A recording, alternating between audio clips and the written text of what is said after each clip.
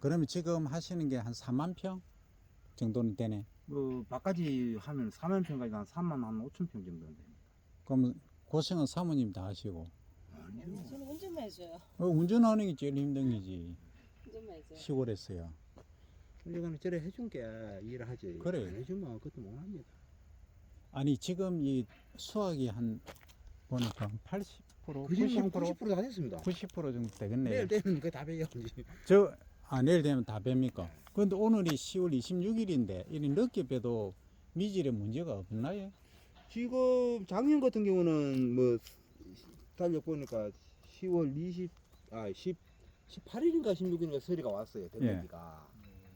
세 번이 왔어요. 작년에는. 지금 안 왔어요, 서리 여기? 안 왔어요. 이상한데? 한번 살짝 예? 그거는 대면기 아니야. 서리 아니야. 아니 물서리 한번 때리 뿌면 이게 장난 아닐 낀데. 지금 수분을 떼면은 18, 17일 나와요. 아 그러면 문제가 되지. 지금 미주리는 지금 수매 수분은 14%인데 14%인데 수확할 때는 24%라야 정상이라니까. 근데 이제 여튼 저는 다 했어요. 다 했는데 이제 그한 사람들 홍시 이제 이런 사람들이 며칠 남아 있지. 저것도 홍시고 저놈에도 홍시. 저쪽에. 다 했어요. 며칠 뭐 한 며칠 아니면 다 합니다. 콤바인 2대가 몇 조씩인데 그건. 하나는 6조, 하나는 5조. 어. 하루 빼면은 한 100마씩 넘어가요. 80마씩 정도. 그럼 우리가 와서 탈구까지 해줘야 될 판이네 보이. 아 해주면 좋죠. 홍시한테 전화할까 봐봐라고. 밥 하나 구고 문제가 아니고 우리는 지금 품질 오늘 평가할 기라고 쌀 여기 도정 전에 탈곡한 거 그냥 예. 그대로 가져가야 되거든.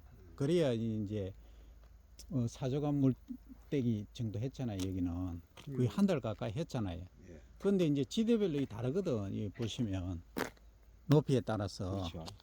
그래서 이제 미지를 평가해 보려고. 그러면 수확한 날짜하고 그러고 위치한 거하고 요거 비교를 해보면 답이 나오거든요. 그래서 내년에는 어떻게 하겠다. 그래서 이제 11월 우리가 10 며칠인가 교육이 있거든. 그때 이제 마무리하면서 메뚜기 있다.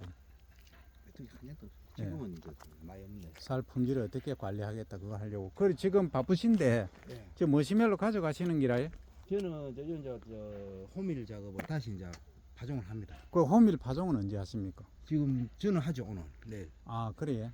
아 그걸 제가 그걸 해야 되는데 어떻게 하십니까? 이제 씨를 저렇게 뿌리고 비를 예. 뿌리고 그래갖고 이제 저 파시기라고 있습니다. 덮어져요. 예. 그걸 파면서 덮는 거예요. 예. 그러면은 그러면 산바닥이 완전히 그지? 예. 그러면 파종기 가지고 뒤에 트랙터 부착형으로 예. 비료하고 아니 씨하고 같이 비료 뿌리고. 이제 작은 트랙터 가지고 비료는 쫙 뿌리고 트랙터가 먼저 비료 뿌리 놓고. 예. 또씨쫙 뿌려놓고 예. 그래갖고 이제 노타리 갖고 이제 파종하는 거 덮습니다. 예. 덮어나고 이제 고를 이제 이대로 놔두고 고를 파는 거죠. 고를 파가지고 덮는 겁니다. 예. 덮으면은 비가 와도 그 고래 물이 있지 두둑에는 물이 안 올라갑니다. 그래 이제 그걸 이제 광산파라 하지 않습니까? 그러니까 넓게 이제 해가. 예, 그렇죠. 두둑 뿌리라 그러죠. 예. 그러니까 이제 배수만 되도록. 예. 그냥 물지고 겨울에 그런 문제는 없어요. 물 많이 여기 찌잖아요. 지역이라서 비가 막 오고 이럴 때는 조금 안 먹게 타격이 있는데 그 외에는 웬만해서는 괜찮습니다. 그럼 청보리 품종은 뭘로 합니까? 호밀. 호밀 하신다고요? 예. 그 소 사료용을 하시지. 예. 그 다음에 제가 조금 지금 설명을 드릴게요. 우리가 우리 조영하는 거 저 홍식 유기장 입에 가면 예, 예. 오나락 조영했잖아요. 예, 예. 그거는 새파래요 지금 다 올라왔어요. 저는 그 100% 다 갈았거든. 그럼 호밀을 하시면 수확은 5월달에 하십니까? 그렇죠. 5월 초에 아니면 말에 해가지고 머시멜로처럼 말아간 사료로 하십니까? 이런 식으로 딱 말아놔. 예.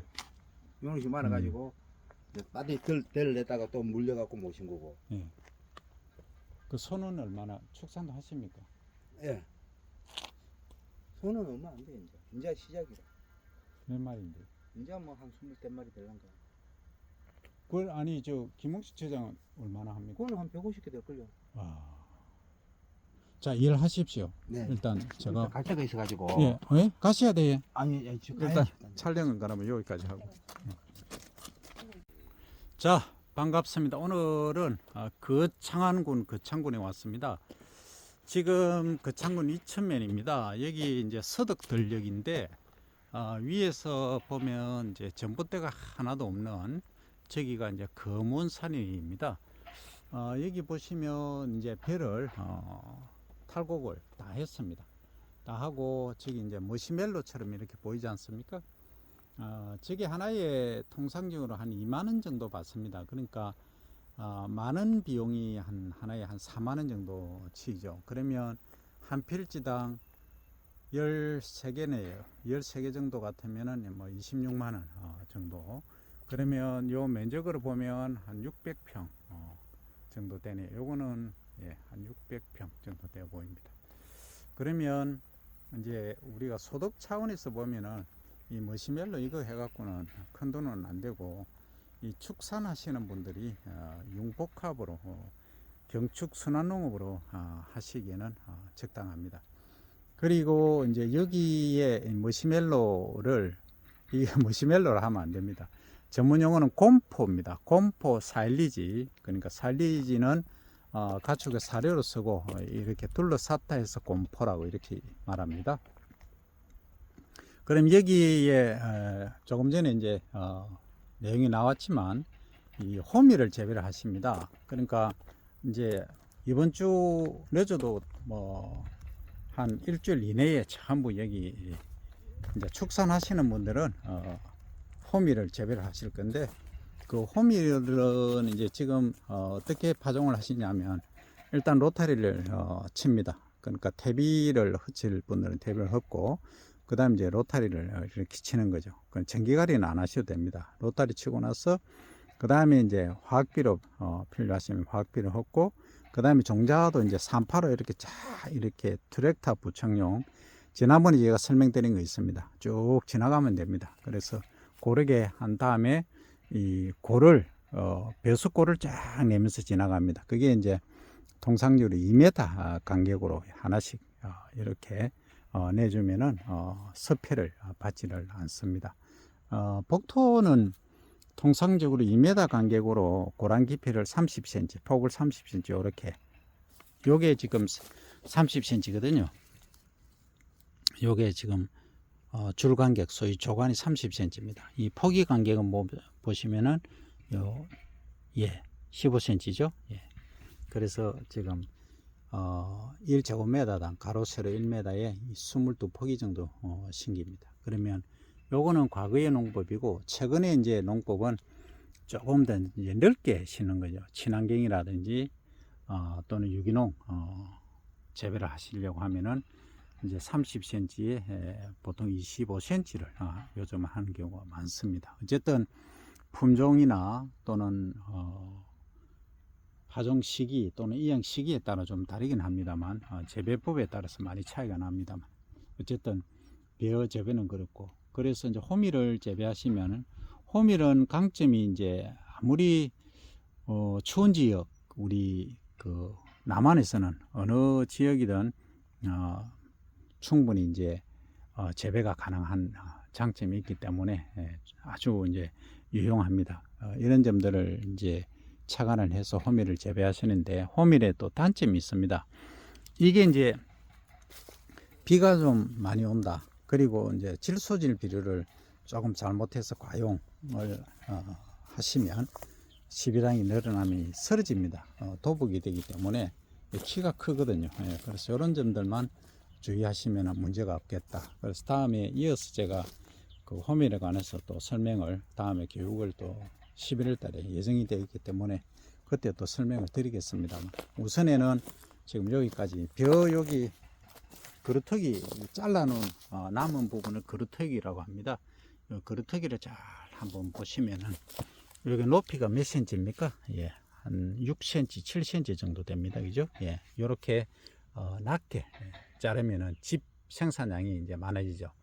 그러면 우리 저탄소 차원에서 지금 2050 탄소 균형이죠. 그죠? 탄소 균형 녹색 성장 프로그램에서는, 정책에서 보면 이게 최대한 그루터기를 적게 남기셔야 됩니다. 적게 남기시는 게 좋은데, 잘못하면 이 칼날이 지나가면서 이렇게 돌이라도 있으면 이 칼날이 다치거든요. 칼날 하나만 나가도 20만 원이 그냥 한 방에 나가버립니다.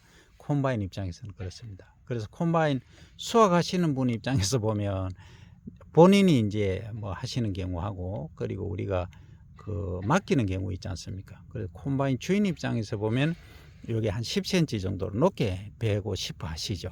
그런데 그렇지 않은 이제 우리 농가 입장에서 보면은 요게 집도 사료지 않습니까? 이 사료가 더 많이 나오니까 최대한 낮게 이제 빌려고 하십니다. 일장일단이 있다는 거죠. 그래서 수확 후 관리까지 수확까지도 이제 생각을 해보시면 그런 장점이 있습니다. 그러면 이제 이렇게 머시멜로 식으로 말아서 가는데 예 촬영 중에 큰 저 대형 트럭이 와가지고 중단이 돼서 이어서 촬영드립니다. 자 여기 보시면 이제 우리가 아까 우리 대표님하고 대화 중에 어떤 얘기가 나왔냐 하면 이 수분이 16, 7%란 말씀을 하셨거든요. 그러면 아주 심각한 문제가 발생합니다. 이 밥맛이 미질이 아주 안 좋거든요. 지나치게 이제 건조한 상태에서 하면. 그리고 우리가 중간 학술을 했는데 단점이 이겁니다.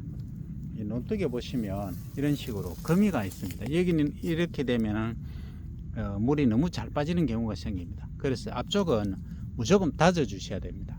요 작업을 잘 진행을 하셔야 되고, 자 여기 보시면 이런 경우는 자 저 뒤쪽에는 지금 뭐 가봐야 알겠지만 이 앞쪽에 보시면 이 탈곡을 하실 때 이 수분 함량을 알 수가 있으시거든요.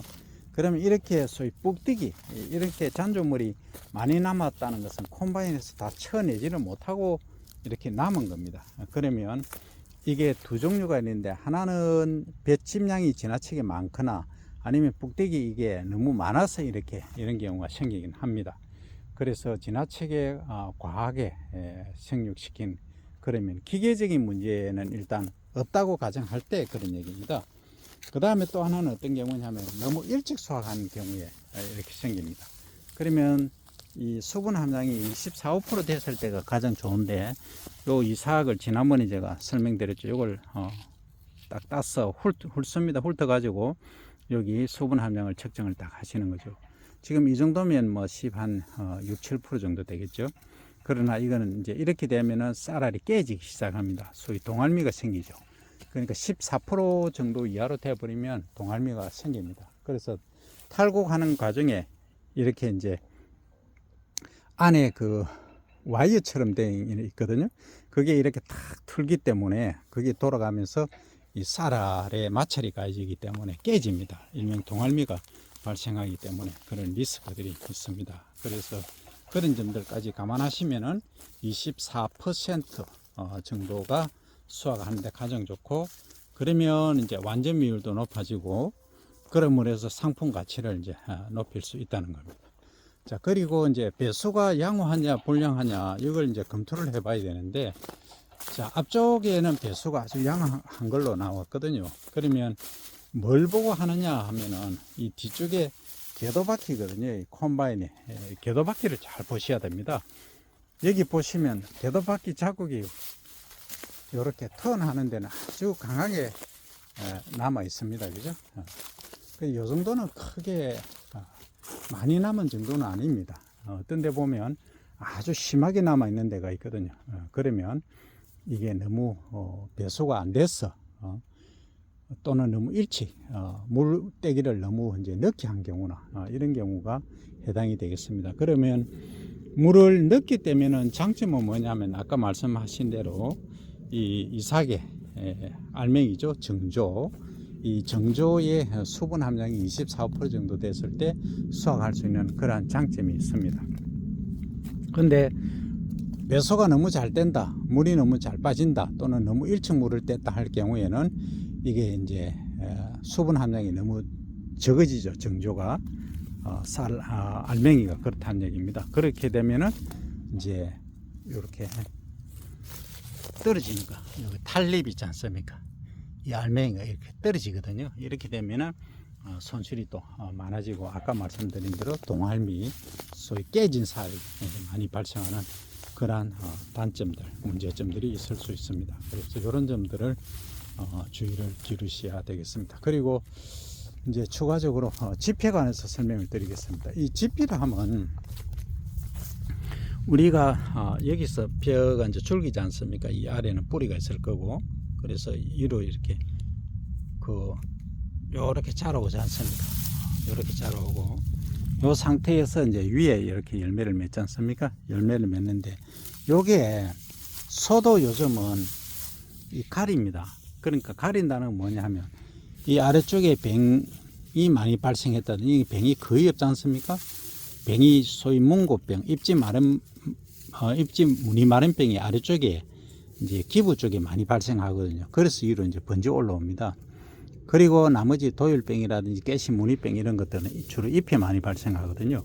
이런 병들이 이제 발생을 많이 하면 소도 별로 안 좋아합니다.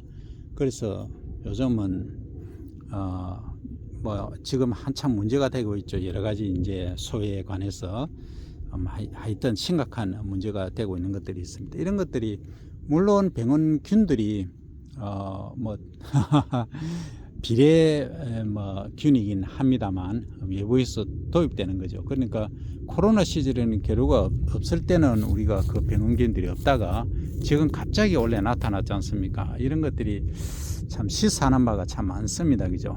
어쨌든 그래서 이제 그걸 생각한다면 이 자체에 배에 있는 균이 그러면 소가 먹으면 문제가 되느냐? 안 됩니다. 지금까지 밝혀진 거는 그런 건 없습니다. 그래서 그러한데 그래도 좀 찝찝하지 않습니까? 그래 명색이 이제 명품 한우 또는 명품 돈을 만드는 건데 그런 점을 감안을 하신다면 정말 깨끗하고 깔끔하게 이제 키우시는 것이 중요하다 이렇게 말씀드릴 수 있고, 또 하나는 요즘 이제 유기농 친환경농 하는데 그거 기술 없이 대충 하시다가는 어떤 문제가 발생하냐면 거기 여러 가지 그 아프라톡신을 비롯한 그 암을 유발시키는 물질들도 많이 발생할 수가 있습니다. 그래서 그냥 가만히 놔두는 게 아니고 그 친환경 제재도 있고 요즘 유기농 자재도 있고 관리를 잘 하셔야 됩니다. 그냥 나는 유기농 했네 하고 그 안에 병원균이 있는 줄 모르고 그냥 드시면 안 된다는 얘기입니다. 그러면 그런 경우는 어떤 경우냐 하면 병원균이 득실되는 토양이 오염되고 그런 아주 심각한 지역에서 재배했을 때는 문제가 될 수도 있다는 겁니다.